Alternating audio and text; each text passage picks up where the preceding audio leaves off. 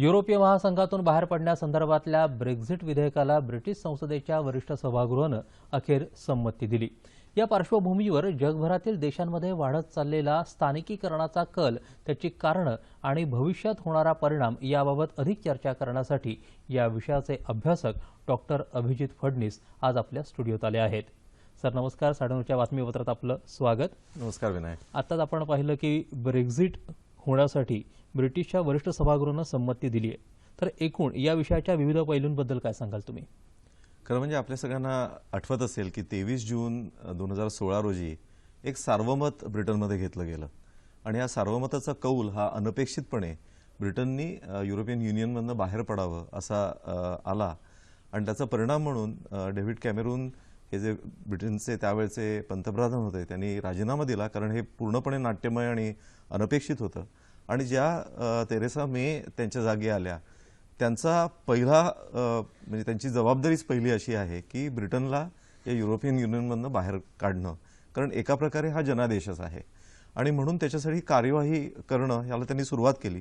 परंतु मध्ये ज्याचा आपण आता उल्लेख केला की कोर्टाने असं म्हटलं की ब्रिटिश पार्लमेंटनी सुद्धा त्याला अनुमोदन द्यायला पाहिजे, त्याप्रमाणे प्रक्रिया त्यांनी पूर्ण केलेली आहे आणि आता 31 मार्चपर्यंत शक्यतो त्यांचा प्रयत्न असा असेल की ज्या अनुच्छेद 50चा आपण उल्लेख केला मगाशी बातमीमध्ये त्यानुसार कार्यवाही केली जावी। म्हणजे थोडक्यात युरोपियन युनियनच्या संदर्भामध्ये जी काही ही चर्चेची जी आता त्यांना 2 वर्षाची मोठ बांधायला लागेल त्याची सुरुवात हे अनुच्छेद 50 मुळे होणार आहे आणि त्याच्यासाठी 2 वर्षाचा कालावधी त्यांच्याकडे आहे।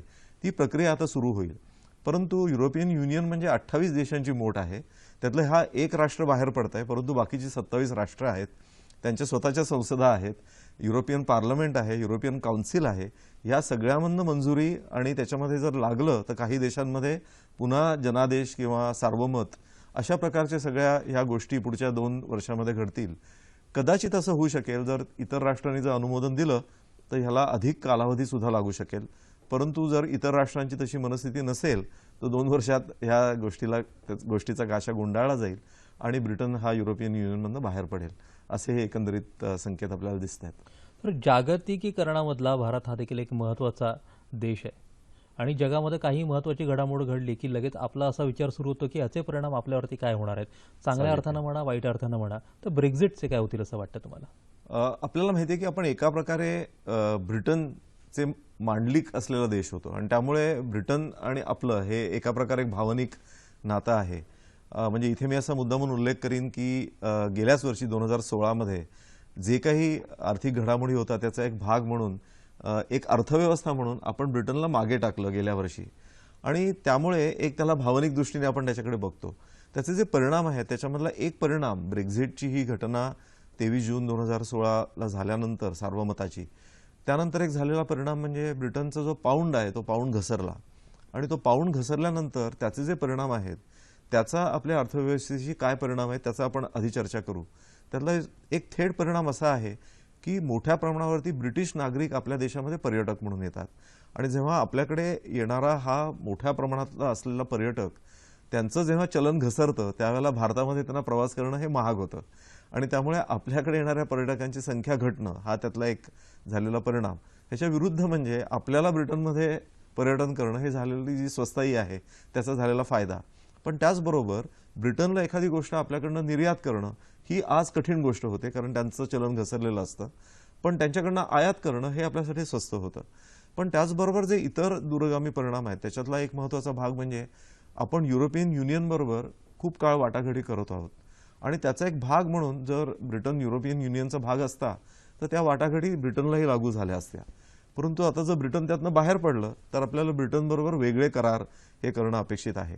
खरं म्हणजे ब्रिटन आणि युरोपियन युनियनमध्ये ज्या वाटाघाटी होणार आहेत त्याच्यासाठी आपलं एक स्थान निश्चित करायचा भाग म्हणून तेरेसा मे स्वतः भारतात येऊन गेल्या आणि भारताची एक चाचपणी त्यांनी केली की एक मोठं जे राष्ट्र आहे त्याच्याबरोबर ज्या वाटाघाटी कशा होत आहेत, काय त्यातनं आपल्या हाताला मिळतंय, निष्पन्न काय होत आहे।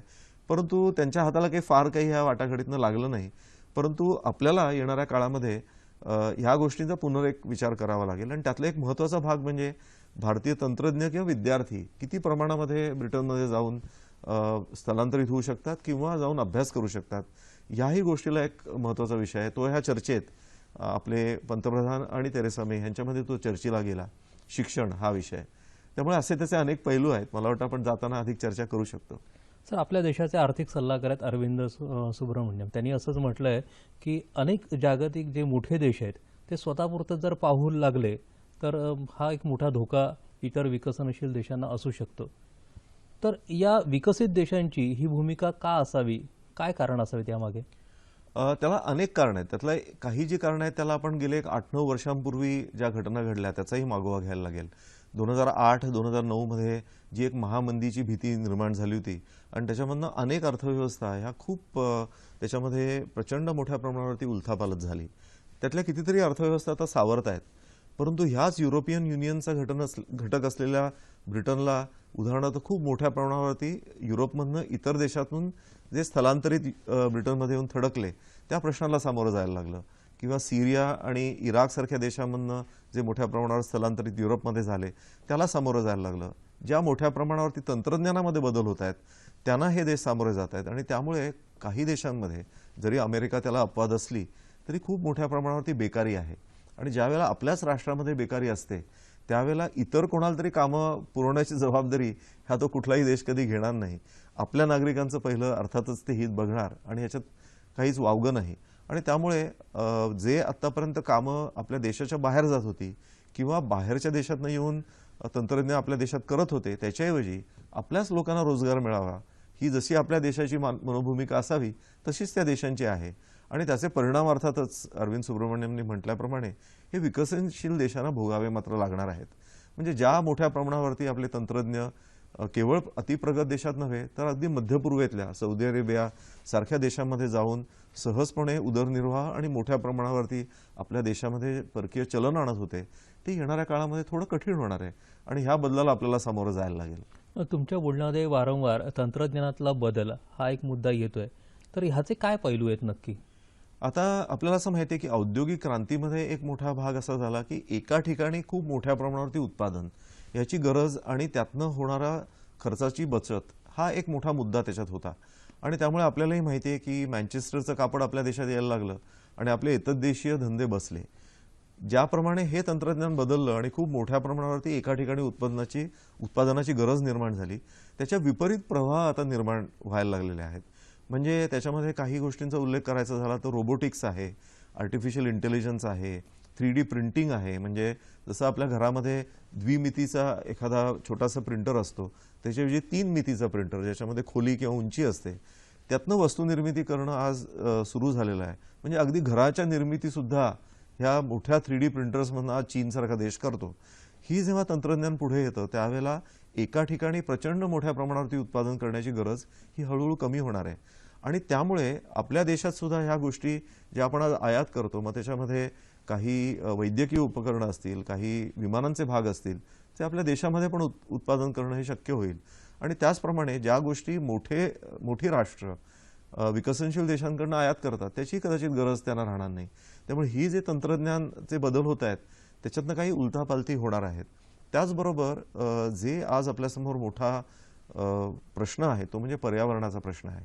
आणि त्यामुळे जेव्हा जेव्हा वस्तूंची म्हणजे आयात निर्यात होत असते त्यावेळेला मोठ्या प्रमाणावरती त्याची वाहतूक करायला लागते. त्यातनंही खूप मोठ्या प्रमाणावरती प्रदूषण होत असतं. आणि ह्या प्रदूषणाचा मुद्दा ऐरणीवर आल्यामुळे जेवढं उत्पादन म्हणजे देशांतर्गत होईल तेवढं हे प्रदूषण कमी होईल हाही विचार पुढे आलेला आहे. आणि त्यामुळे हे सगळेच तंत्रज्ञान आणि पर्यावरण आणि हे सगळे निगडीत असलेले विषय आहेत असं आपल्याला म्हणता येईल. सर, एकीकडे विकसित देश आहेत ते या जागतिकीकरणाच्या भूमिकेतून किंवा प्रक्रियेतून बाहेर जायला बघतायत. तुम्ही म्हटलं तसं तंत्रज्ञानामुळे कदाचित भविष्यामध्ये मनुष्यबळासंदर्भातले प्रश्न निर्माण होऊ शकतात.